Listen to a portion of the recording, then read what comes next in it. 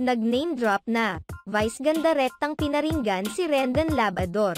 Tahasan ng pinaringgan ng unkabogable star na si Vice ganda ang self-proclaimed motivational speaker na si Rendon Labrador. This song is brought to you by Rendon Labrador.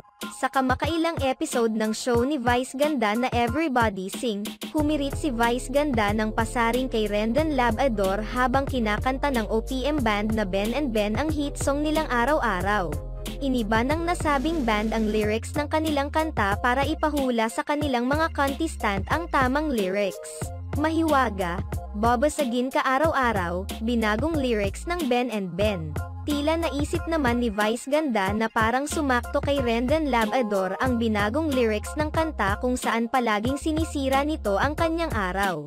Agad naman naghiyawan ang mga contestant sa hirit ni Vice ganda at maging ang Ben and Ben ay napatalon pa. Ito rin kasi ang kauna-unahang pagkakataon na hayagang binanggit ni Vice ganda ang pangalan ni Rendon Labrador sa kanyang banat. Hindi naman lingid sa kaalaman ng lahat na isa si Rendon Labrador sa mga detractor at basher ni Vice ganda. Sa katunayan, isa si Rendon Labrador sa naunang magreklamo sa malaswang ginawa umano ni na Vice ganda at Ayon Perez sa isang segment ng It's Showtime.